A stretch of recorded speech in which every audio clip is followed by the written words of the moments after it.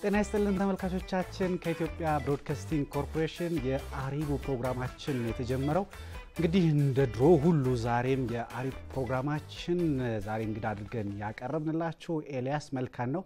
ኤልያስ መልካ የሙዚቃ አቀናባሪ የዜማ ደራሲ እንዲሁም የተለያዩ ግጥሞችን በመጻፍ ከአንጋፋ የሙዚቃ ሰዎች እስካሁን ድረስ ወጣት ሙዚቀኞች ድረስ የተለያዩ ዜማዎችን ቅንብሮችን በመስራት ይታወቃል። ከሱ ጋር ያን ሰዓት ቆይታ ይኖረናል። ለኤልያስ ሐሳብ አስተያየት ካላችሁ ደግሞ በ011 553 81 37 ላይ እየደወላችሁ ሐሳብ አስተያየታችሁን ማድረስ ትችላላችሁ። ኤልያስ ይህ ሁሉ እንዲሆን ስላደረክ እጅግ እናመሰግናለን። ታንክ ዩ ለመጀመሪያ ጊዜ ነው ይመስለኛል እንደዚህ አይነት ስቱዲዮ ውስጥ ገብተህ? ለመጀመሪያ ጊዜ እንዴት አየኸው? በጣም አሪፍ ነው።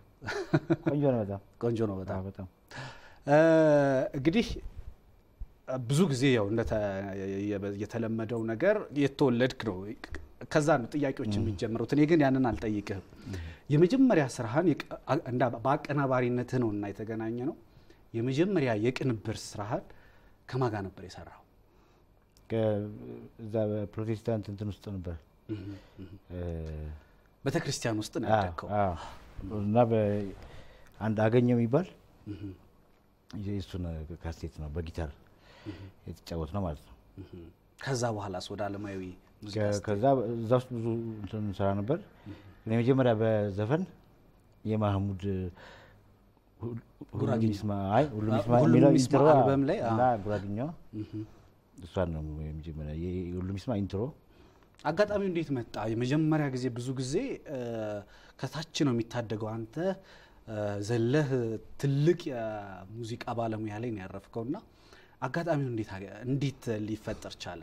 ያው እንትን ከያሬድ ትምህርት ቤት አራተኛ ዓመት እያለሁ ነው መዲና ባንድ የገባሁት። መዲና ባንድ ደግሞ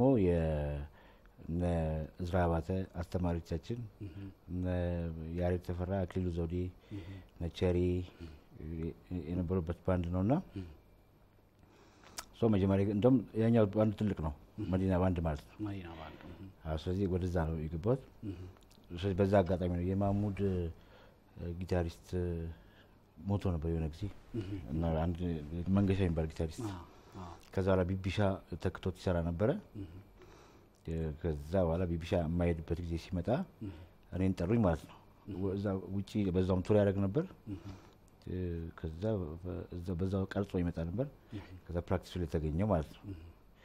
በዛ ያቺ ዘፈን ለማድማሙ ጀምሯት ሙዚቃዋን ኢንትሮ ሳይሰራላት ብሪጅ ሳይሰራላት ሞቶ ነበር። ለማድማሙ የሚባል ኪቦርዲስት ነበር። እሱ ነው ብዙ ያቀናበረው እና ጉራግኛ ፈጽሞ አልተሰራችም ነበር ማለት ነው የማህሙድ።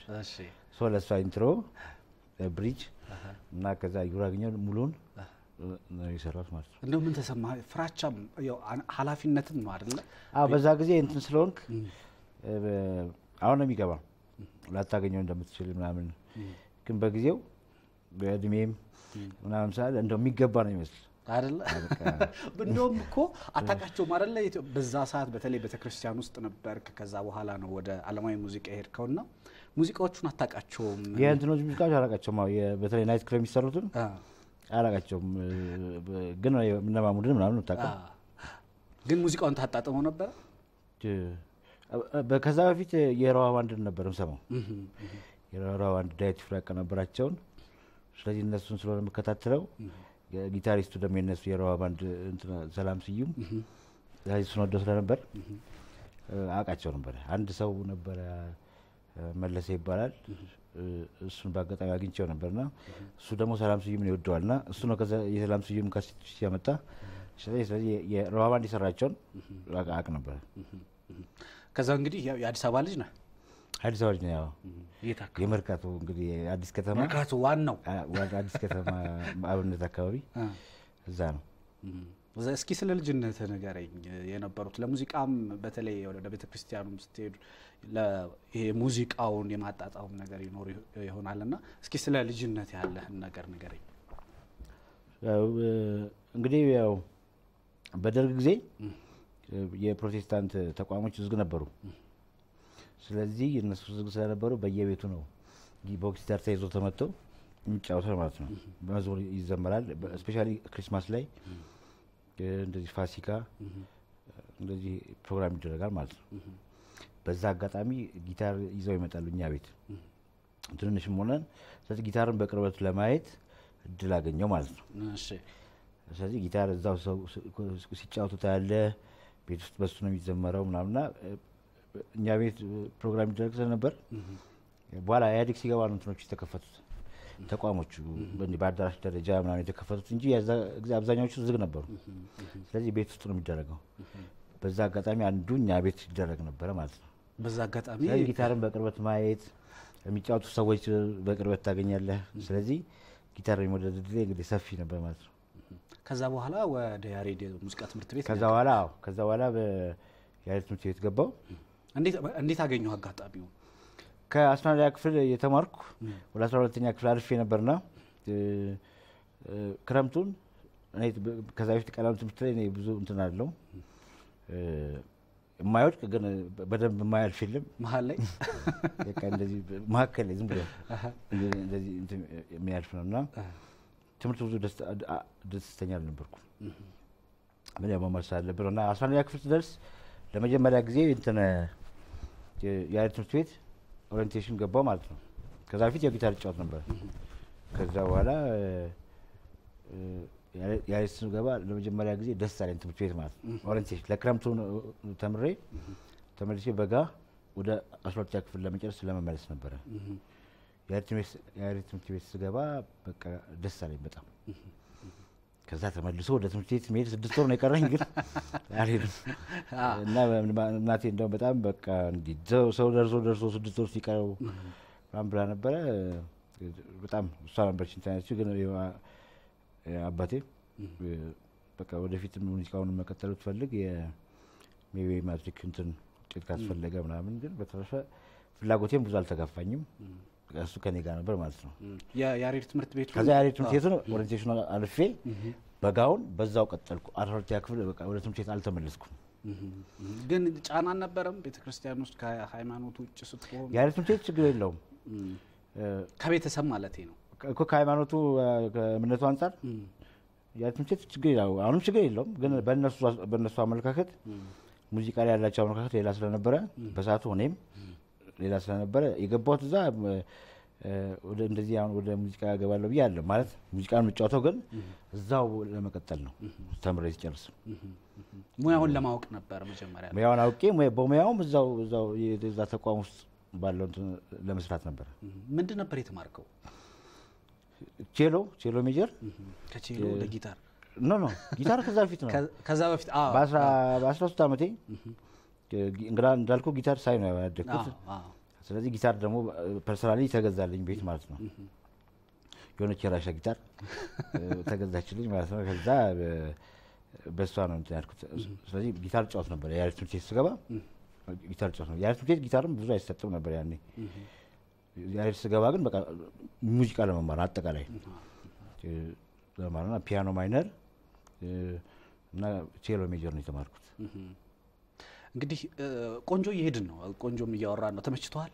አሪፍ ቆንጆ ማለት ከዛ ውጪ እንግዲህ የከፍተኛ ደረጃ ላይ በተለይ 1990ዎቹ መጀመሪያ ላይ የያሬድ ሙዚቃ ትምህርት ቤት ገባ። ከዛ በኋላ ከአስተማሪዎች ጋር ነው የመጀመሪያ ባንድ ስራንም ያቀረብከው? አዎ በናይት ክለብ ነው የገባሁት። ከዛ በኋላ ሸራተን ይሰራ ነበር ባንዱ። ስለዚህ 4ኛ ዓመት ሳልጨርስ ነው ኦሬዲ የገባሁት ናይት ክለብ ማለት ነው። ከአስተማሪዎች ጋር በጣም እድለኛ ነህ። የመጀመሪያ ስራህን ከማህሙድ ጋር የመጀመሪያ የባንድ ስራህን መዲና ባንዳ እነሱ ቋሚ ኮንኮርድ ነበር የሚሰሩት። ግን እንደዚህ እንትኖች ቋሚ ዝግጅቶች ሲኖሩ ሸራተን ያኔ ገና የተከፈተ አካባቢ ነበር። ስለዚህ ዛ ገና የሆቴሉም ባንድ ነው ተብሎ እነሱ እዛ ሁሉ ጊዜ ከዛ ከሸራተኖች ጋር ቆይተው ስለነበረ ሰው በዛ ነበር የገባን። የማቀናበር ስራውን የጀመርከው ባንድ ውስጥ ሆነ ነው? በተለይ አፍሮ ሳውንድም ነበር በዜማ ላስታስ ባንድ ውስጥም ነበርክና ወደ ቅንብሩ ከመግባት በፊት ነው ወይስ ከዛ በኋላ ነው? ቅንብር ያው እንዳልኩ 2ኛ ዓመት ሆነን ነው ያሬድ ትምህርት ቤት ቤቱ ያው በቴፕ ነው የምትቀዳው ነው። በኋላ ግን ያገኘው እንዳልኩ አይነ ስውር ዘማሪ ነው የፕሮቴስታንት። ስለዚህ እሱ ለሱ ስቱዲዮስ ገብተን ማሙድ አማን የሚባል ቀራጭ አለ ይታወቃል በጣም እሱ ጋር ነበር የቀዳ ነው ማለት ነው። ከዛ በኋላ የነሱ እዛ ውስጥ ያሉ እዛ ፕሮቴስታንት ተቋም ውስጥ ያሉ የነሱን ብዙ ሰራን። ከዛ ቀጥሎ እንግዲህ በኪቦርድ በኮምፒውተር ዋን ባንድ እሱንም እዛው ተቋም እዛው ያሬት የተማርኩኝ ግን አልፎ አልፎ እየሄድኩ ጊታር አስገባለሁ በኮምፒውተር ብዙ ኪቤዝ ፕሮግራም ማድረግ በደንብ አልችልም። ፕሌይ ስቶፕ ሪከርድ ዲሊት ማድረግ እነዚህ ናቸው። በቃ ስለዚህ ትቀዳለህ ማትፈልገው ሰው ታጠፋለህ ፕሌይ ታደርጋለህ። እንደሱ ነው የጀመርኩት ማለት ነው። እንመለስበታለን። ስልክ ካለን ሄሎ ሄሎ ሄሎ ጤና ይስጥልን። ጤና ይስጥልን። እንደምን አላችሁ? እኛ በጣም ደህና ነን። ማን እንበል? ኬት ነው? ጌታ አንለይ ይባላለሁ። ማን አልከ? ጌታ አንለይ። እንደምን አለ? አጠገባችን ነው ኤልያስ መልካ ያለው። አዎ ጥያቄዎችን እንቀበል። አስተያየት ጥያቄ የትኛው ነው? እንግዲህ ብዙም ጊዜውን እንትን አልልም። ኤልያስ እና እኔ በጣም ጓደኛሞች ነን። ከዚያም አልፎ ቤተሰብ ነን። ሙሉ ስራውን ሙሉ ጊዜውን ከሙዚቃ ጋር ያለ ሰው መሆኑን መናገር እፈልጋለሁ። ከዚያ ውጭ ደግሞ ብዙ ጊዜ ይፈጃል የሚል አንዳንዴ ሰዎች እሱ ጋር ሲሰራ ብዙ ጊዜ ይፈጃል እንላለን ሁላችንም እና እኔ እንደ ቅሬታ ማቀርብለት ለምሳሌ እኔ ጓደኛው ነኝ። ጓደኛው ሆኜ ለኔ ግን አይደለም እና ለሌሎቹ ነው ወይ ያንተን ነገ ሰራዋለሁ ብዙ አመት አቆየሁት የባሰ እያለ ነው ጌቴ ነው አይደለ? እና ያቆየኛል ግን ሌሎቹን ሰዎች ቅድሚያ ይሰጣልና አሁንም የሚቀጥለው ልንሰራ እንዴት ነው ተዘጋጅተሃል ወይ? እንደገና ደግሞ እንደዚያስ በቃ እያልክ ጓደኞችን ትበድላለህ ወይ ማለት ለእንግዶቹ እየሰጠ ቅድሚያ እየሰጠ ማለት ነው። የመጨረሻውን ጥያቄ አልሰማሁም። ከፍ ቮሊዩም የመጨረሻውን ቮሊዩሙ ከዚህ መሰለኝ። አዎ ትንሽ ድምጹን አሰማንና አንድ የመጨረሻውን ጥያቄ ድገምልን። የመጨረሻውን ጥያቄ ብቻ ድገምልን። ሌላውን ሰምተናል። የመጨረሻው ጥያቄ ምንድነው መሰለ? አሁን አዲሱን ስራስ እየተዘጋጀልኝ ነው ወይ? ወደ ከዚህኛው አልበም ቀጥሎ ያለውን እዚሁ ቃል ልታስገባው ነው? ለድሮውስ ደግሞ ለቀጠሮው ደግሞ እኔ ጓደኛ ስለሆንኩ ትበድለኛለህ። ለሌሎች ቅድሚያ እየሰጠህ በልና ጠይቅልኝ። ኤልያስ በጣም መከበር ያለበት ልጅ ነው። እግዚአብሔር ደግሞ ይባርከው። እግዚአብሔር ደግሞ እድሜና ጤና ይስጠው። ይሄን ብቻ ለማለት ነው ይደውልልኝ። እሺ እናመሰግናለን። እሺ ጥሩ ሐሳብ ነው።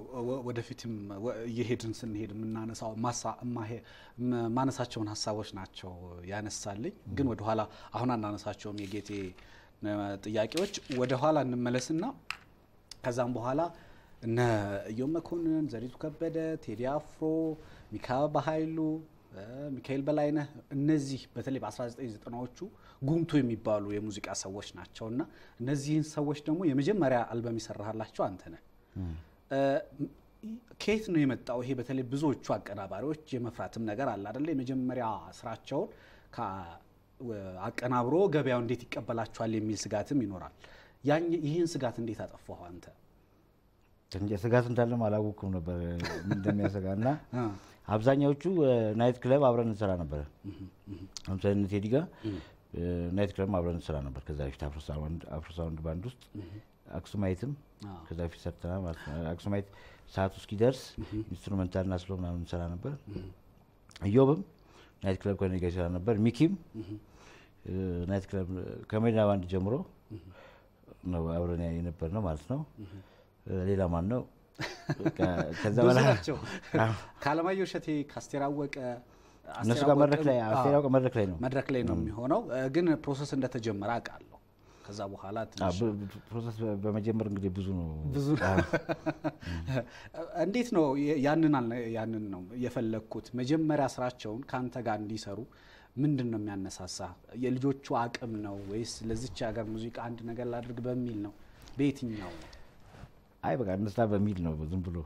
ግን አሁን ብዬ ነው የማደርገው። አሁን ላይ ያሉት አሁን ብዬ ነው የማደርገው። አንድ ጊዜም ይወስዳል ካሴት። ስለዚህ ጊዜ ሲወስድ ታዋቂ ዘፋኝ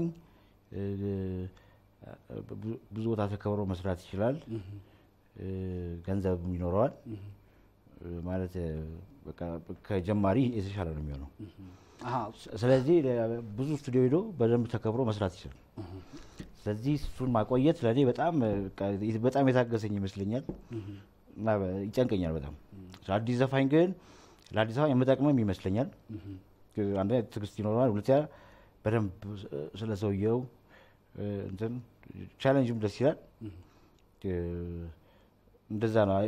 ትልልቅ ዘፋኝ እኔ ደስ ካለኝ በቃ አልጨርስም፣ ስራው ደስ እስኪለኝ ማለት ነው። አንተ እስክትረካበት ትጠብቃለህ? ያው ብዙ ጊዜ ዘፋኞቹ እንደውም አልቋል በቃ አሁን ቆንጆ ነው ይላሉ። አንዳንዴ ደግሞ ቆንጆ አልነብዬ አበላሽቼም አውቃለሁ። ግን ዞሮ መጨረሻ ላይ ደስ እስኪለን ሁለቱም ሳይድ ደስ እስኪል አንዳንዴ ይቆያል ማለት ነው። ስለዚህ ታዋቂ ዘፋኝ ሲሆን ትልቅ ዘፋኝ ሲሆን በቃ እንዳልቀየም ሆኖ የሚታገሰኝ ማለት ነው እና እሱ ያስጨንቀኛል። አሁን ሆን ብዬ አዳዲስ ነው የምሰራው። ሌላ ሁለተኛ ካሴት የማይሰራበት ምክንያት አንድ አዲስ ዘፋኝ እየሰራ እያለ ከዚህ በፊት የሰራለት ዘፋኝ ሊጨርስ ሲል ያኛው ዘፋኝ ይገባል። አሁን ለምሳሌ አንዲት ዘፋኝ አለች አዲስ፣ እሷ ዘፋኝ ሰርታ ወደ 11ኛ ዘፈን ነው ወደ 12 ዘፈን ነው ስትደርስ ልጨርስ አካባቢ አዲስ ዘፋኝ ገባች። ከዛ ሁለቱ ያቺ እስክትጨርስ ሲጀምር ይገናኛሉ ስቱዲዮ። ከዛ ያቺ ትወጣለች። ከዛ በኋላ ሜቢ ደግሞ ከተሳካላት ፌመስ ትሆናለች ማለት ነው። ከዛ ኮንሰርቷን ሰርታ ምናምን ብላ እስክትወጣ እቺኛው አዲሷ እየሰራች ሞቅ ያለ ስራ ላይ ያቺ ሁለተኛ ካሴት ለመስራት ትመጣለች። ስትመጣ የዚች ሞራል ይነካል። ያቺ አንድ ካሴት ሳጨርስ ያቺ ሁለተኛዋ እንደተረግም እንደመጣች ያውና የስቱዲዮ ከልምድ ያየሁት ነው። በጣም ስቱዲዮ በቃ ዘፋኝ ይረብሽብኛል ማለት ነው። ዞሮ ይመጣ ያኛው ኮንሰርቱን ሰርቶ ምናምን አድርጎ ሁለተኛ ካሴት ካሁኑ ሊጀምር እንዳልቆይ ብሎ ሲመጣ ስቱዲዮ ውስጥ ያለው ሰው አንዴ ሳይጨርስ ያ ሁለተኛው እንደጀመረ ነው ሁለቴ የመጣ ይመስላል እና ሞራል ይነካል ማለት ነው። የኛው ዘፋኝ ካልወጣ ያለ ያ ሁለቱ ተገናኝቶ የዘፋኝ ካልወጣ ሁለተኛ አልጀምርም ማለት ነው። በዚህ ምክንያት ሁለተኛ ካሴት ለመስራት እጅግ አስቸጋሪ ነው። በተለይ ከየትኞቹ ሰራህ? አሁን ከዚህ በፊት ከሰራሃቸው ሰዎች ጋር በተለይ ታዋቂ ከነበሩ ድጋሚ አንተ ጋር አልበም መጥተው የሰራው? እኔ መጀመሪያ ከሰራሁላቸው አብዛኞቹ ከኔ ጋር ድጋሚ ሲመጡ 3 ዘፈን 4 ዘፈን ምናምን እንግዲህ ከልምድ ነው የምነግርህ። ስለዚህ አሁን ነው ኮምፕሊት የማልሰራው እንጂ ከዛ በኋላ ሁለተኛ ካሴት ስፔሻሊ ይሰሩ አሉ። ከዛ ውጪ እንግዲህ ሲመስለኝ ብዙ ጊዜ ትኩረት የምታረገው የሙዚቃው ጥራት ላይ ነው። ይሄ ማርኬቱ የሚፈልገው ገበያውን ምናምን ኦሪየንትድ ይሆን አይመስለኝም በግሌና ቅድሚያ የምትሰጠው ለየትኛው ነው? አሁን አንዳንድ ጊዜ ብዙ ዘፋኝ ሲመጣ እኔ የሰራሁት የሆነ ይወጣ አለ ማለት ነው የሱ አይነት ምናምን ይለኛል ማለት ነው። የሚመጣበት ምክንያት ያኛውን ወዶ ሊሆን ይችላል እና እሱ በቃ ብዙ ስለሚሆን ሰልችቶ በሰለቸ ሰዓት ነው ያ ሰው የሚመጣው። እንደዚህ አይነት ነገር አድርጌ አውቃለሁ። ግን አብዛኛው ጊዜ ቀን የሰራሁትን ነገር ስለወደደ መጥቶ የዚህ አይነት ስራ ልኝ ሲለኝ በቃ እንትኔ ይተሳሰራል የመስራት እንትኔ ማለት ነው። እንደውም በቃ እንትኔ ያጠፋዋል። አዲስ ነገር እንዲሆን ግን በዚህ እድለኛ ነኝ። በአብዛኛው ብዙ ዘፋኝ ሲመጣ ያችን ዘፈን እንደሚወዳት በፎርም ይነግራል እንጂ ኤግዛክትሊ እሷን አድርግልኝ አሁን እያላሉኝ ነው ማለት ነው። ስለዚህ በቃ ምሰራውን አምነው ነው የሚሰሙት። አንዳንድ ጊዜ ሳያልቅም የፈለኩትን ነገር ስሞክር ይታገሳሉ። በቃ የሆነ ጥሩ ነገር ይመጣል ማለት ነው ብለው ይጠብቁኛል። በዚህ እድለኛ ነኝ ማለት ነው። ከዛ ውጪ አንተ የምትሰራው ህዝብ ይወደዋል በሚል ነው ወይስ የራስህን ስሜት ነው የምታዳምጠው? ኦፍኮርስ ሰው መውደድ አለበት። ሰው ወደደው አልወደደው የሚባል ነገር ባይወደው ምናምን የሚባል ነገር የለም። ካልወደደው ካሴቱ ወድቋል ማለት ነው። ስለዚህ ካሴት ወደ ህዝብ ሲወጣ ሰው መስማት አለበት። ሰው ካልሰማው ያ ካሴት መጥፎ ነው ማለት ነው። የሚሰማ በሙሉ ጥሩ መልእክት ስላለው ነው ማለት አይደለም። እንደ ሙዚቃ ግን ከመልእክቱ ውጪ እንደ ሙዚቃ የተሳካ ሲሆን ነው የቃላቱ ውበት መልእክቱን አይደለም። የቃላቱ ውበት ዜማው የሰውየው ድምጽ እንደዚህ ዜማው ክትክት ሲል ሰው ሲሰማው ያዘፈን ተሳክቷል ማለት ነው። በምንም ጥራት ይሁን በምንም ሰው ከሰማው ያዘፈን ሰክሰስፉል ነው ማለት ነው። ሰው ካልሰማው ያዘፈን ወድቋል ማለት ነው። ስለዚህ ሰው እንዲሰማው ነው የሚፈልገው። ግን ሰው ሲሰማው ሰውንም እንዳታሰለች እና ደግሞ አንተ ደስ ሲል ብዙ ደስ ይላል ብለህ ማመን ነው። ይሄ ካሴት እየጣሉ ሰው አልገባውም እኔ መጥቄ እጄ ነው የሚል አይነት ጨዋታ ውስጥ የለው አልገባም። እሺ ቆንጆ እየሄድን ነው። አንድ ተመልካች መስመር ላይ አለ። ሄሎ ሄሎ ሄሎ ሄሎ ጤና ይስጥልን። ጤና ይስጥልን። ማን እንበል? ከየት ነው? አቸሬ ጫማ እባላለሁ። ማን አልከን? ሄሎ ትንሽ የስልክ ጥራት ችግር እያጋጠመን ነው። ሄሎ ሄሎ Now, please try later. ወደ ሌሎች ጥያቄዎቻችን እንለፍ። እንግዲህ ከ1990ዎቹ መጀመሪያ አካባቢ ነው 1980ዎቹ መጨረሻ 1990ዎቹ መጀመሪያ አካባቢ ነው ሙዚቃን የጀመርከውና እስካሁን ምን ያክል አልበሞችን ሰርታል? ሙዚቃዎችን ውስጥ ታስታውሳቸዋለህ በቁጥር?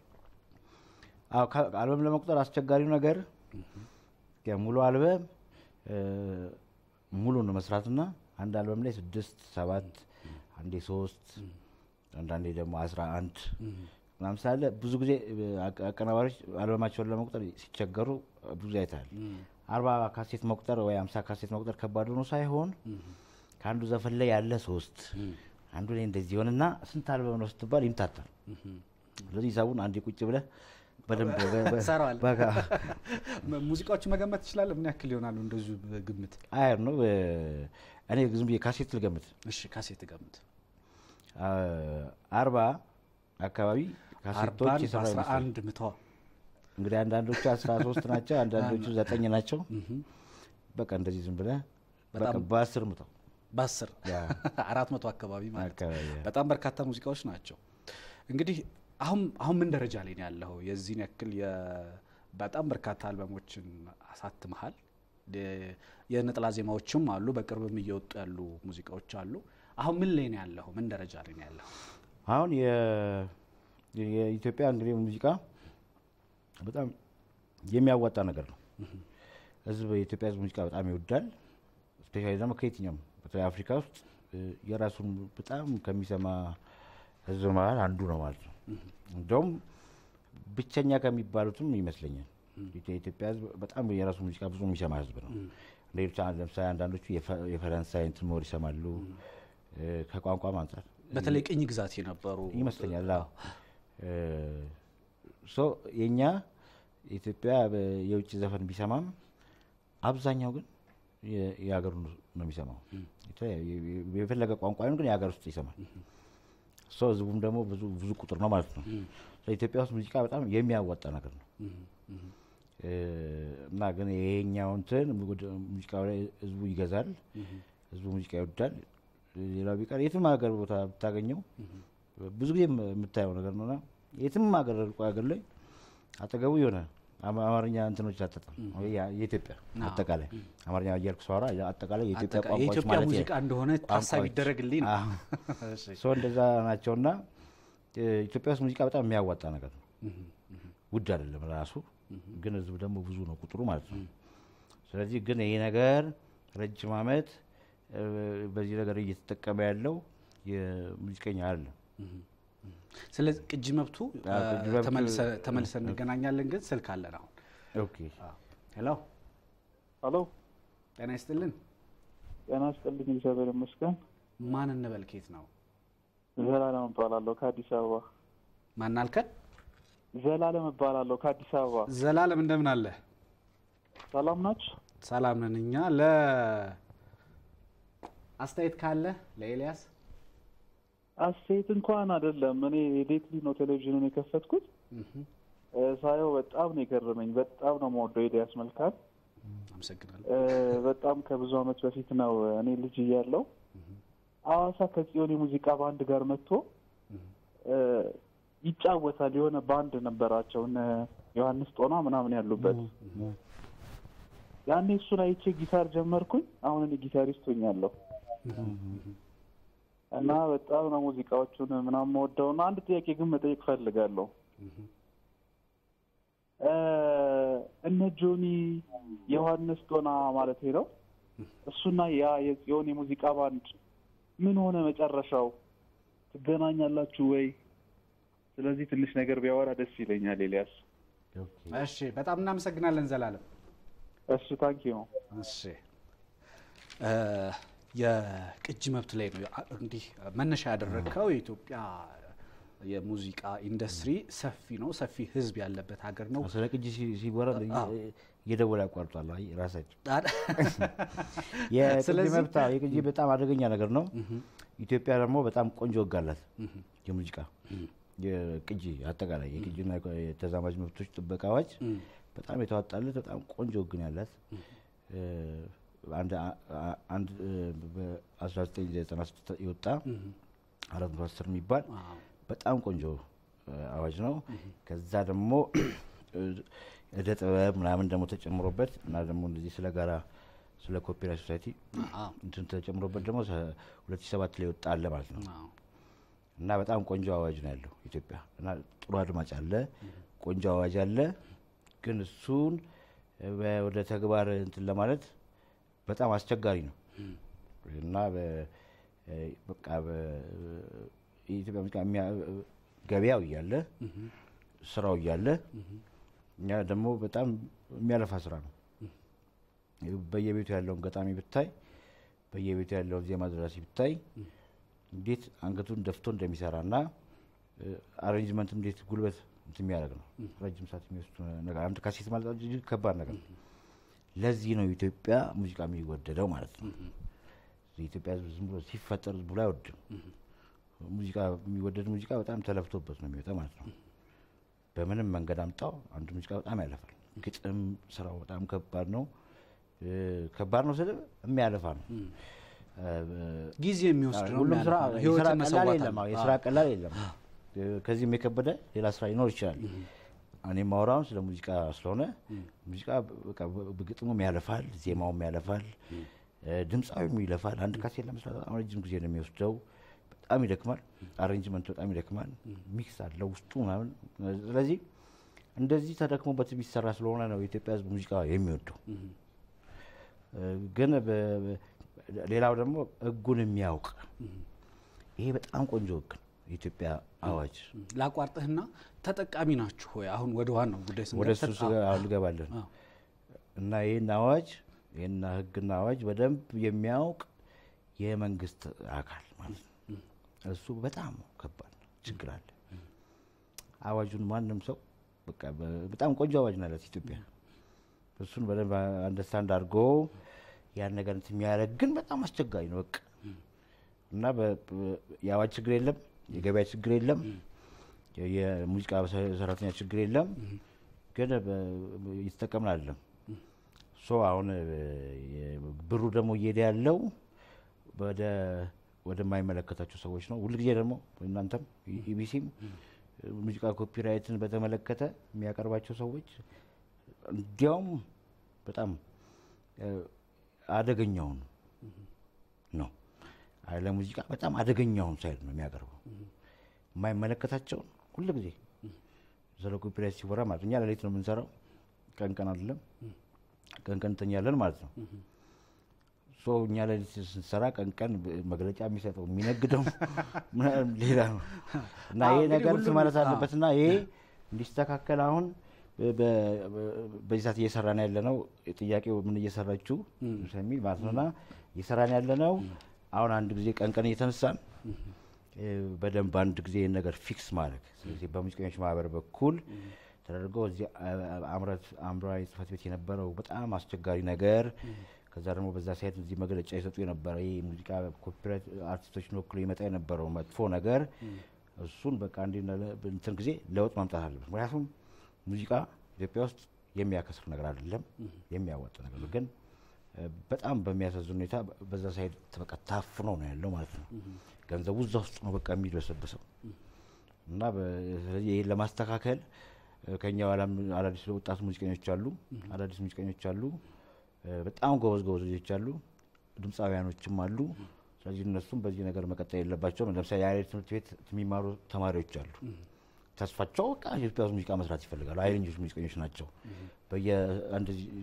በየትንሽ ትምህርት ቤቶች አሉ ደግሞ ከያሬድ ሌላም እነሱም ይሄ ነው ይሄ ጉዳይ የአይሪት ትምህርት ቤትን የሚመለከተዋል እነዚህ እንትኖች የሚመለከታቸው ስለዚህ ከነሱ ጋር አንድ ላይ ሆኖ አንዴ ይሄ ብዙ አመት ዝም ብሎ ፌር ያለው ነው ነገር እዛ በኩልም በመንግስት በኩልም ያለው የሃይማኖት ትምህርት ቤቱን ጉዳይ ይሄንን ጉዳይ እንዴት ለማድረግ ማክሰኞ አሁን የፊታችን ማክሰኞ የአይሪት ትምህርት ቤት ስብሰባ አለ ማለት ነው ስለዚህ ሙዚቀኛ የሆነ ወደፊት ሙዚቃ መጫወት የሚፈልግ እያጠና ያለ እንደኔ በዛው እንደዚህ ነውና የላጋጣሚ በዛው ማክሰኞ ስብሰባ ስላለ በዛው ሙዚቀኛ የሆነ ከዚህ በፊት ሙዚቃ ሰርቶ የሚያውቅ ሙዚቃ አውጥተው ቤተሰቦቹ የሞቱ ሙዚቀኞች አሉ ትልልቅ ሙዚቀኞች ያቀናበሩ የዘፈኑ ዜማ የሰሩ ግጥም የሰሩ ቤተሰቦቻቸው ወራሾቻቸው አሉ አሁን ምንም ያገኙ አይደለም ማለት ነው እነሱም መምጣት ይችላሉ ሙዚቀኞች በሙሉ መምጣት ይችላሉ የአይሪት ትምህርት ቤት ትልቅ ተዘጋጅቷልና እዛ ላይ እንዲመጡ ነው ያለ ክፍያ ያስተዋወቁ ማለት አትከፍላላችሁ እናንተ ጋር ነው ቢሲ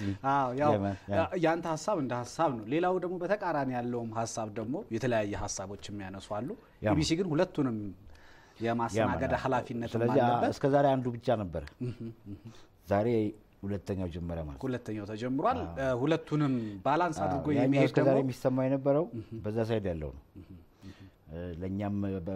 ለኛም ብሎ ብዬ ነው ይላል ግን አሁን ዛሬ ገና ይመስለኛል እንደውም በእኛ ሳይድ ያለው እኛ ችግራችን የኦሪጂናል ነው ኮፒ አይደለም ችግራችን ኮፒም መጥፎ ነው ኦሪጂናል ሲዲ የሚሸጡ ሰዎች ናቸው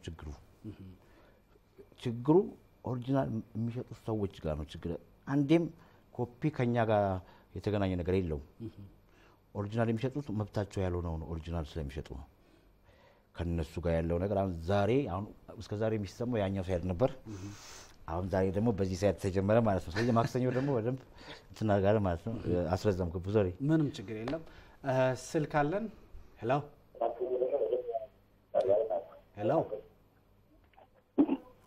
ሄሎ ጤና ይስጥልን እግዚአብሔር ይመስገን ማን እንበል ከየት ነው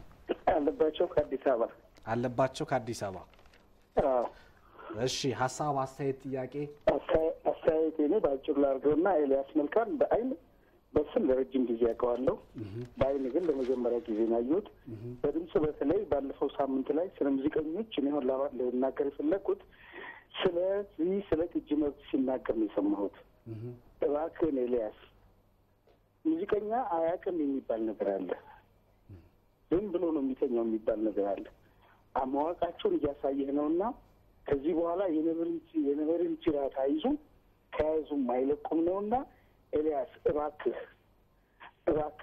ጎዳና ተዳዳሪ የሆነ ሙዚቀኛ አለ እኔ ሙዚቀኛ አይደለሁም ሙዚቃ አፍቃሪም አይደለሁም እባክህ ግን የሰዎች መብት ሲከፈት መታየት ስለሌለበት እባክህ የጀመራችሁትን ትግል አትተውት እናንተ ማንኪያ ሆናችሁ ሰው አይብላበት አመሰግናለሁ እሺ አሁን አንዴ እንመልሰው እሺ ለመልሰው አዎ ይሄ ከዚህ በፊት ከጠቅላይ ሚኒስትር መለስ ዜናዊ ስብሰባ ተደርጎ ነበር ስብሰባ በተደረገበት ሰዓት ላይ ሙዚቀኛ ጥያቄውን ሊያቀርብ አልቻለም ያቀረቡት በዛ ሳይድ ያለው እንደስከ ዛሬው እስከ ትላንት እንግዲህ ዛሬ ተጀመረ ሁለተኛው እና በዛ ቀን በጣም ብዙ የተጠየቁ ጥያቄዎች ሙዚቀኞችን የማይወክል እንደውም አንዳንዶቹ ቅንጦት ናቸው ያ ጥያቄያችን እሷንም እንደ ይራዘምልን የፕሮግራም እድል ተገኘ ሲባል ይራዘምና ጥያቄያችን በደንብ ይዘን ንግባ ብለን ነበር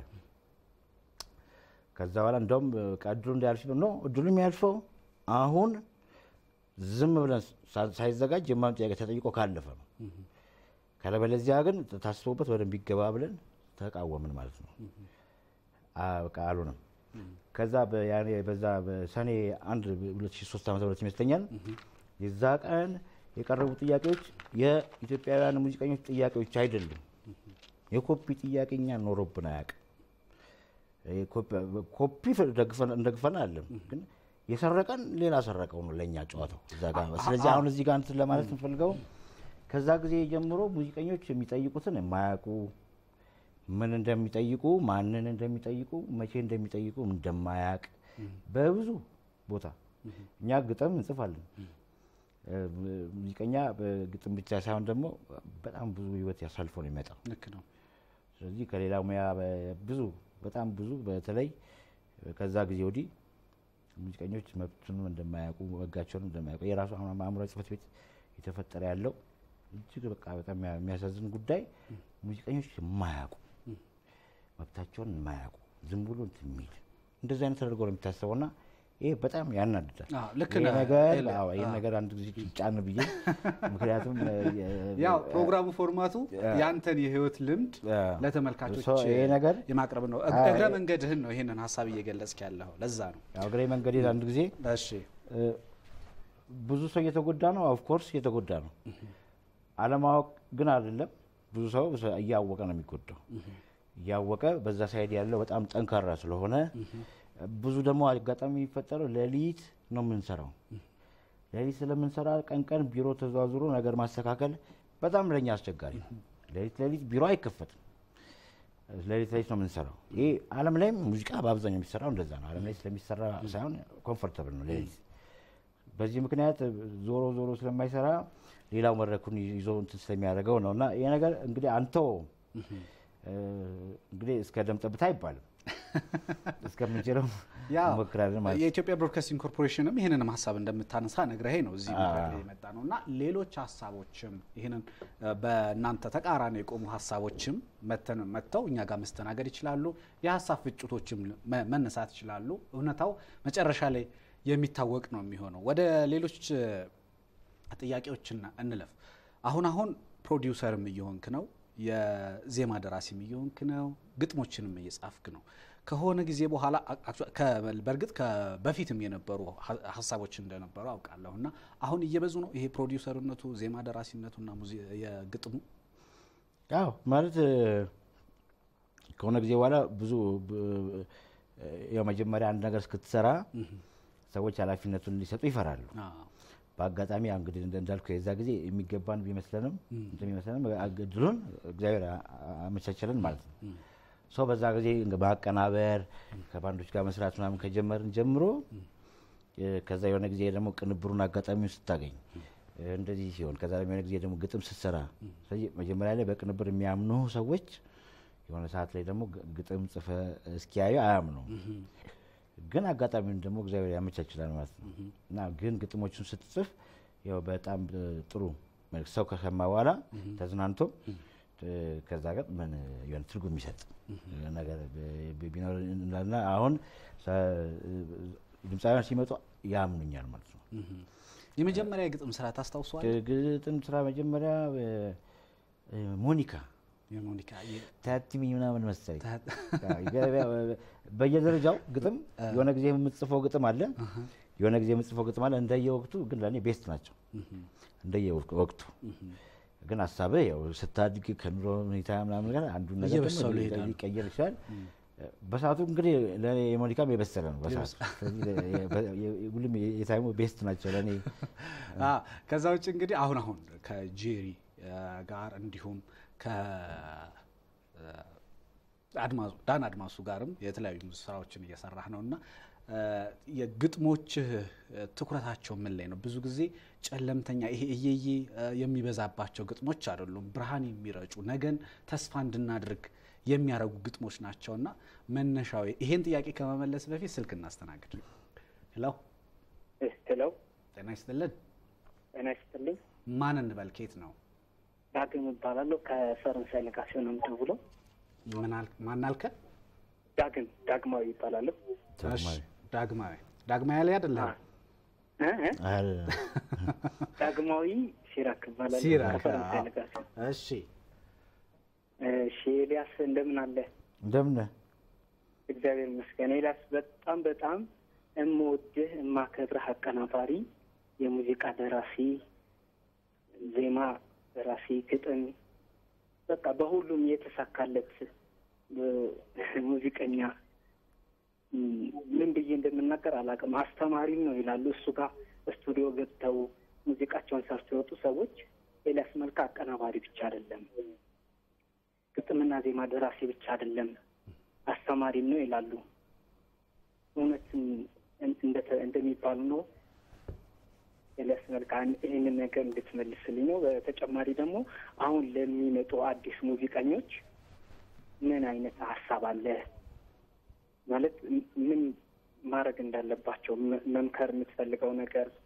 ሙዚቃ ቻሌንጅ እንዳለው ሙዚቃ ውስጥ ያለ ሰው ነው የሚያውቀው፣ ውጭ ያለ ሰው አይደለም። እና ስለዚህ ነገር ምን ትለናለህ? እና አሁን አዲስ ስለጀመራችሁት ፕሮጀክትም በሰፊው በዝርዝር አሁን እያወራችሁት ነው እና እሱ ላይ ተጨማሪ ሀሳቦችን በደንብ እንድትነግረን ነው። አመሰግናለሁ። ስላገኘው በጣም ደስ ብሎኛል። እናመሰግናለን። የዳግም ጥያቄ እንመለስባችኋለን። የኔ ያነሳኋቸውን ጥያቄዎች ትኩረት እናድርግና ይሄ ግጥሞችህ ቅድም እንዳልኩ ነው ነገን እንድናስብ ነገ የተሻለ እንደሆነ እንድናስብ ነው የሚያደርጉት ግጥሞችን። አዎ መነሻው ያዘነ ሰው ጋር ዜማ በጣም እንትና ጫፍ ላይ ያለበት ቦታ የሚገፋ ነገር ነው። ምንም ነገር ላይ ለምሳሌ ሊያለቅስ የደረሰ ሰው ዜማ ሲጨምርበት በቃ እየየ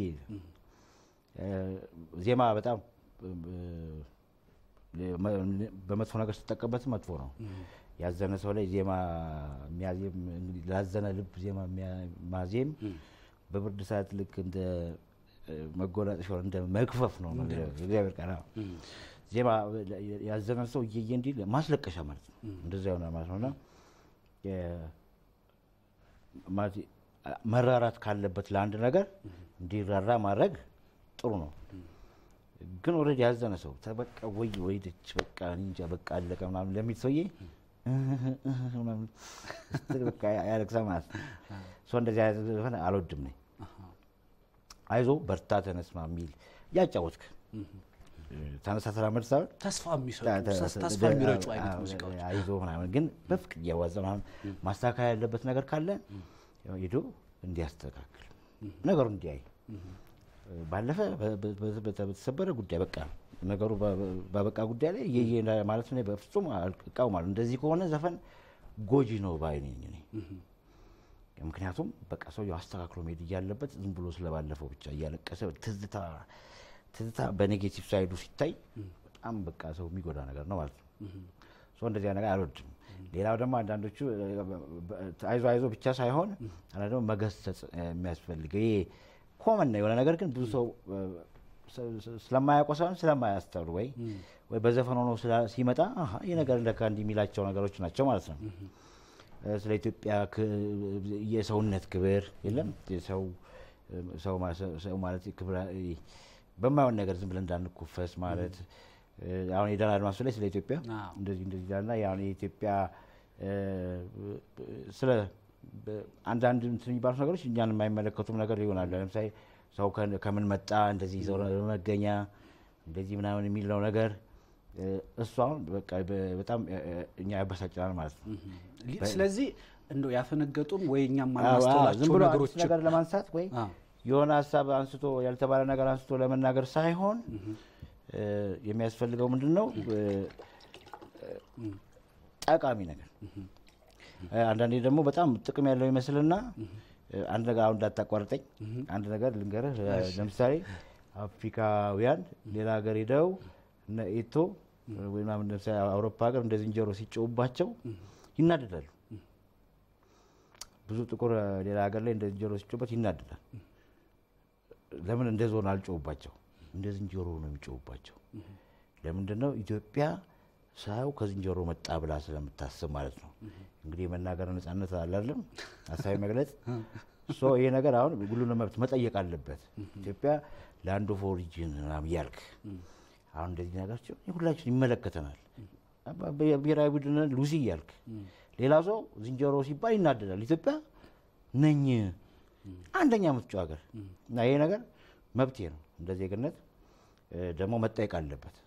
እናን ብለ ደምድመ የምትሄድ ነገር አይደለም። ሁሉንም ጠያቂ ትውልድም እኮ ጥሩ ነው ያስፈልጋልና አሁን ዘፈኖቹ ላይ እንደዚህ አይነት ነገሮች ይንጸባረቃሉ ማለት ነው።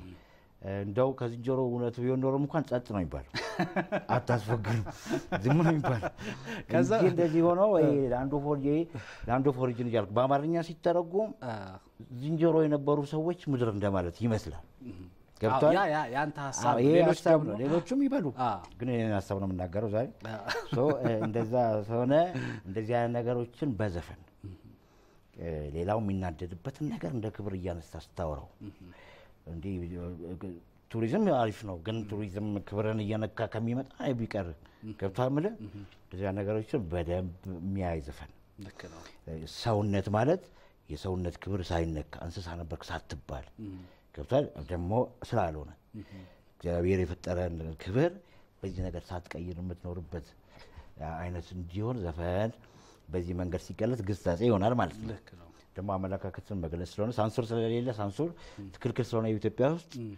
ማለት የሰው ክብር እስካልነካ ድረስ ገባ የሰውን እንትን እስካልነካ ድረስ አመለካከትን ማውራት ስለሚቻል ይሄው ያንተን ሐሳብ እኮ በነጻነት አስተላለፍ ስልክ አለ ሄሎ ሄሎ ሄሎ ማን እንበል ከየት ነው ስማገኘው ሳሙኤል እባላለሁ ከአዲስ አበባ ማን አልከን ስማገኘው ስማገኘው ሳሙኤል እንደምን አለ አላህ ገበሬ መስገን እንዴት ናችሁ ኤልያስ ሰላም ነው በጣም ደህና ነን ኤልያስ አጠገቤ ነው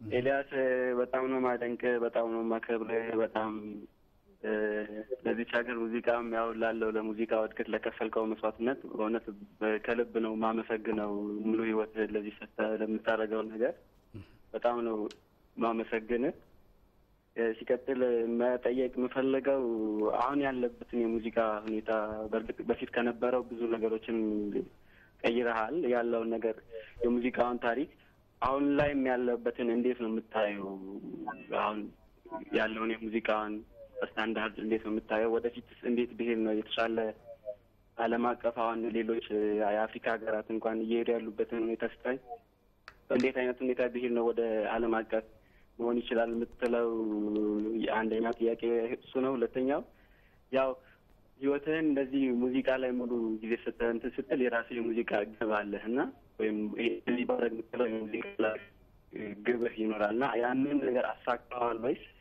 ወይም አሳክቼ ማለፍ ፈልጋለሁ ባለኝ የሙዚቃ ታሪክ የሙዚቃ ህይወት ይሄን ነገር አርጌ ማለፍ ፈልጋለሁ የምትለው ነገር ምንድነው ሚላን ለመጠየቅ ነው በጣም እናመሰግናለን እኔም በጣም አመሰግናለሁ ጥሩ እየሄድን ነው እንዴት ነው ተመችቷል አይሹ ከዛ ውጭ እንግዲህ ባንተ የሙዚቃ ማቀናበር ጊዜ ውስጥ ባህላዊ አማርኛ ባህላዊ ኦሮምኛ የትግሪኛ በተለይ ትግሪኛው ላይ በደንብ እናወራበታለን ብዙ የተለያየ ቢት ያላቸው የተለያየ ሙዚቃ ስታይል የሆኑ ሙዚቃዎችን ታቀናብራለህና በፊት ስለሱ አይከብድም ወይ የሚለውን እናንሳና ወደ ጥያቄዎች አልፋለሁ ይከብዳል በኋላ ከሰራቱ ዋና ያወቁት በተለይ ትግርኛ ከመሐሌት ጋር የነመሐሌት ሙሉ አልበም ነው እሱ እንደው የማለት ኮሌክሽን ነው ትግርኛዎች ናቸው እና ከባድ ሰው የትኛውን እንትን እንደሚለውና ልቀይረው ብዬ ከዚህ በፊት ትግርኛ ስንሰራ መድረክ ላይ እንቸገር ነበር ድራመር ይቸገራል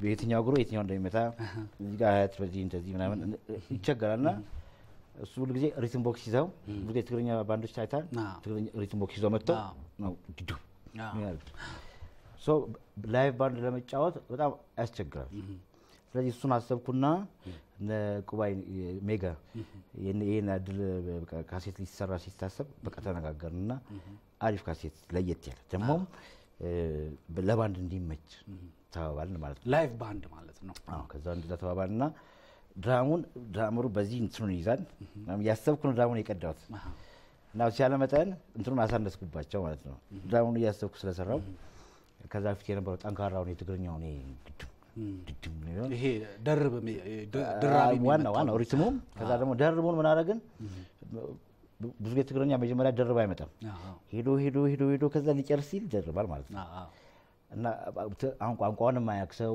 ምናምን የማያክሰው ትግርኛ ለመስማት አንድ አይነት ይሆንበታል ደግሞ ቫራይቲ አይመጣም ቶሎ ቫራይቲ አይመጣም ስለዚህ ለምን ከመጀመሪያው ከመጀመሪያው ላይ ሚኖር ይውጣ ተመልሶ ይምጣ ልክ እንዳለ ሌሎች ዘፈኖች እንደዚህ እንዳርግ ብለን ሞከር ማለት ነው። በአጋጣሚ ግን የማህሌት ተወደደ። ከዛ ደግሞ አንድ ኩናማ ነበረ የኩናማ የሱ ትግርኛ ሪትም አይደለም። እስኪ ስለሱ ሙዚቃ እናወራ። ተሸለመህበታል አይደለም? አዎ ተሸለምኩበታል። የኩናማው ነው። የኩናማው ደስ ብሎኝ ነው የሰራሁት። በመጀመሪያም ይኸው ቀላል ነበር እሱ ለኔ ከትግርኛዎቹ ይልቅ። ትግርኛዎቹ ጥንቃቄ ማድረግ የነበረብኝ አሁን ራሱ ሳስበው አሁን ደግሞ በሌላ መንገድ መሞከር እፈልጋለሁ እየሞከርኩ ነው አሁን ማለት ነው። ግን የኩናማው ለኔ ቀላል ነበር። የጓይላ አይነት አይደለም እሱ የትግርኛ አይነት ጓይላ አይደለም።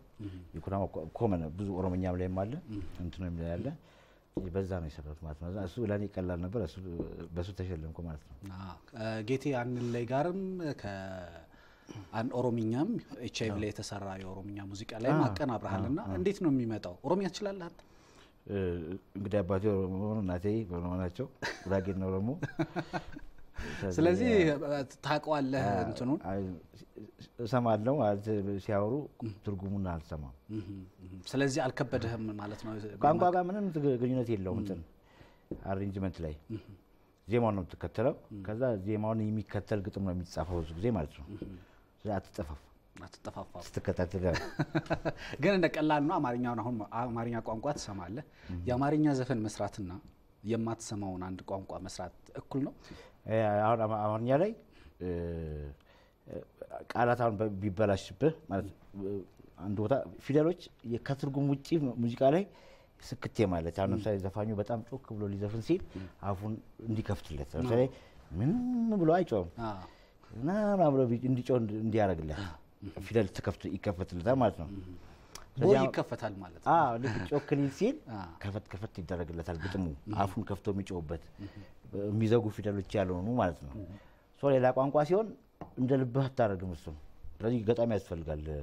ኦሮሞኛ ገጣሚ ወይ ትግርኛ ገጣሚ ያስፈልጋል ማለት ነው። አማርኛ ሲሆን ግን እኛው እዛው ስላለን ተከፍቷል በፈለግከው ቋንቋ ማለት ነው። 8 ያክል ደቂቃዎች ናቸው የቀሩን። በዚህ ውስጥ መቅረት የሌለባቸው የተመልካቾች ጥያቄ ለማቅረብ ፈልጋለሁ። የጌቴ ያንን ላይ ነበር መጀመሪያ ላይ የጠየቀው ብዙ ጊዜ ተፈጃለህ ቀደም ብለን አውርተናል። ግን ከዚህ በኋላ እንዳፈጅብኝ ያለሱ አልፈጅም። ቀጣይ ስራችንን መቼ ነው የምንሰራው? ይሄ ወደሱ የሚያደላ ይመስላል። ገና እኮ አዲስ ነው እሱ ገና። አንድ አድማጭ ደግሞ ብዙ የሙዚቃ ቅንብሮች አስተማሪ ናቸው ወይ እንደዛ ናቸው ብለህ ታስባለህ ወይ ብሎ ነው የጠየቀ። ኦፍ ኮርስ ነው የተማርኩበት ነው። ግጥም ያው የቤት የመምታት ጉዳይ አይደለም ሀሳብ ነው ማለት ነው። የምትኖረው ኑሮ የምታየው ነገር ቅድም እንዳነሳው አይነት ሀሳብ ሲሪየስም ከሆነ ያበረታታም ከሆነ ጨዋታም ከሆነ የምትኖረው የሱ እንትን ነውና ኦፍ ኮርስ ነው የተማርኩበት። ደግሞ የተናደድኩበት ወይ ደግሞ መልሱን ፈልጌ ያገኘሁበት ነው የሚመስል። ስለዚህ አስተማሪ ነው ኦፍ ኮርስ አዝናኝም ነው ኦፍ ኮርስ እንደዛ ቢያመስ። አሁን ላይ ለሚመጡ ሙዚቀኞችስ በተለይ ከወጣቶችም ጋር እየሰራ አሁን ትንሽ ሙዚቀኞች ይደውሉልኛልና በጣም ተስፋ ይቆርጣሉ። ኢትዮጵያ ውስጥ ሙዚቃ ሰርቶ መኖር የማይቻል እየመሰላቸው ማለት ነው። የእውነት አሁን በተለይ አሁን አውታር የሚባለውን እንትን ካልኖዲ ብዙ ሙዚቀኞችን አስፈርመዋቸው መጥፎ ነገር ከዚህ በኋላ ከተሳካላቸው ኮንሰርት ሲከፈላቸው ሊወስዱ ካሴታቸውን እንትን ካለ ሊወስዱባቸው ሙዚቃዎች የሚያስፈርሟቸው እና በጣም የሚያናድድ ነው። ስለዚህ ግን አሁን የኛውን ነገር አንድ ጊዜ እግዚአብሔር ከረዳን እግዚአብሔር ከፈቀደ ይሆናል፣ እግዚአብሔር ካልፈቀደ አይሆን። ግን ምናልባት እኛ ማድረግ ያለብንን አድርገን እግዚአብሔር ከፈቀደ ከተስተካከለ ሙዚቃ ተስፋ አለው። ኢትዮጵያ ውስጥ ሙዚቃ በጣም የሚወደድ ነገር ነው። በጣም ያዋጣል። ኢትዮጵያ ሕዝብ በጣም ሙዚቃ ይወዳል። ስለዚህ ጎበዝ ልጆች አሉ፣ ትንንሽ መሳሪያ የሚጫወቱ በድምጽ በጣም ደፋሮች በጣም ጎበዝ ልጆች አሉና ለነሱ በጣም ኢትዮጵያ ውስጥ ሙዚቃ በጣም ይወዳል። ኢትዮጵያ ውስጥ ሙዚቃ በጣም ይወዳል፣ በጣም ደግሞ ይሰማል። ስለዚህ ተስፋ እንዳይቆርጡ አይዟችሁ ማለት ነው። ወደ ሌላ ፊልድ እንሂድ ወይ ምናምን ይላሉ። በፍጹም ሙዚቃ ጎበዞች ናቸው እና በጣም እየሰሩ ኢትዮጵያ ውስጥ ሙዚቃ በጣም የሚወደድበት ሀገር ነው። ህዝቡ በጣም አድማጭ ህዝብ ነው። ስለዚህ አይዟችሁ ነው ማለት ነው። እንግዲህ ብዙ ጊዜ ያው በሙዚቀኞቹ ያለውን ጎራ መጠቀም አለባቸው እያለን ነው የምናነሳው። እርግጥም መጠቀም አለባቸው፣ ግን የሚሸጡት ሙዚቃ ጥራት ምን ያክል ትኩረት እየተደረገበት ነው? አንተ እንደ ባለሙያ እንዴት ትገመግማችኋለህ? በእንትን በባለሙያ በህግም በጥራት ጥራቱ ሁለተኛ ደረጃ የሚመጣ ነው። በህግ አንድ ሙዚቃ ወጥ ከሆነ ተቀርጾ ከወጣ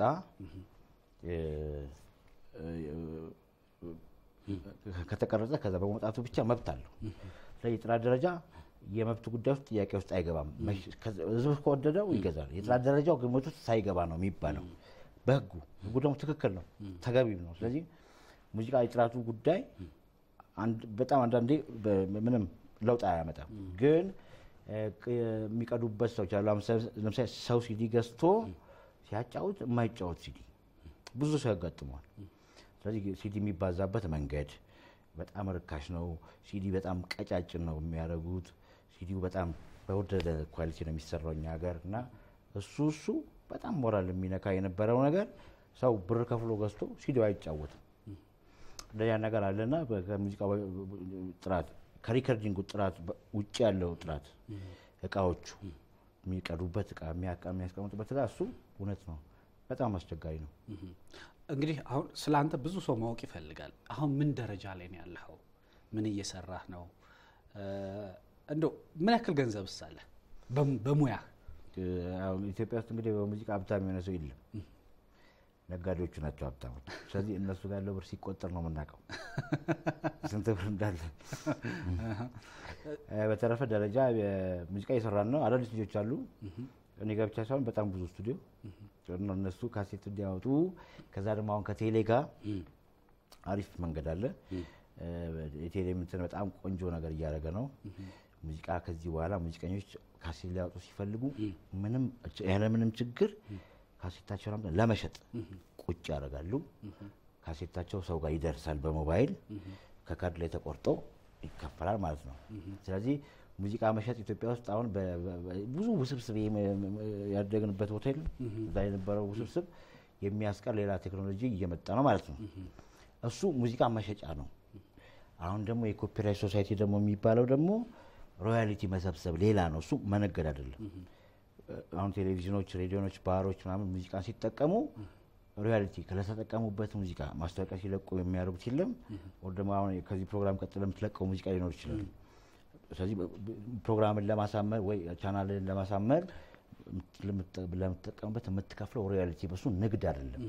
እሱ ሮያሊቲ ይባላል። እሱ ነው አሁን አእምሯዊ ጽህፈት ቤት ጋር የተፈጠረው ችግርና አሁን ማክሰኞ የምንሰበሰው በዚህ ምክንያት ነው።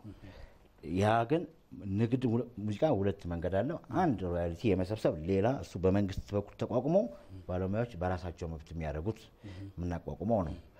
በዚህ በኩል ደግሞ ባለሙያዎች ሙዚቃዎችን ለህዝብ የሚሸጡት በሲዲ መልክም በዳታው መልክም በካሴት መልክም የሚሸጡት እሱ ሌላ ነው ማለት ነው። በዚህ ሳይድ መነገጃው እንዲቀላል እንዲሆን ቴሌም እያደረገ ነው። በቃ ሙዚቀኞች መሸጥ ሲፈልጉ በዚህ ሰው በፈለገው ሰዓት እንዲሰማ መግዛት ፋይል ይኖረዋል። ያን ፋይል ይዞ ቤቱ ይሰማል ማለት ነው። ሌላ በዚህ በኩል ሮያሊቲ ለመሰብሰብ ደግሞ ማድረግ ያለበት የአእምሯዊ ጽህፈት ቤት እሱን እንዲያደርግ ጫና ለማድረግ ነው ማለት ነው። ይሄንን እየሰራችሁ ነው ደረጃው። ተመልካቾቻችን በርካታ ጥያቄዎች ነበሩ የምናነሳለት፣ ግን በርካታ ጥያቄዎቻችንን መጠየቅ አልቻልንም። ጊዜያችን ያቋረጥ ባለ ምንም ችግር የለውም። ጥሩ ሀሳቦች ናቸው ከተመልካቾችም ሲመጡ የነበረው። እኛም ካንተ ጋር ስናደርግ የነበረው ቆይታ ጥሩ ቆይታ ነበር። ደስ እንደተሰኛችሁ ተስፋ እናደርጋለን። የዛሬው እንግዳችን ኤልያስ መልካን እጅግ አድርገን እናመሰግናለን። ስቱዲዮ ድረስ መጥተህ እንደዚህ ሀሳቦችን ስለገለጽክልን። በስቱዲዮ እዚህ ሀሳቦችን ሲገልጽ የነበረው የግሉ ሀሳብ እንዲሁም የማህበራቸው ሀሳብ እንደሆነ ታሳቢ ይደረግ። አብራችሁን ስለነበራችሁ አመሰገንን። መልካም ጊዜ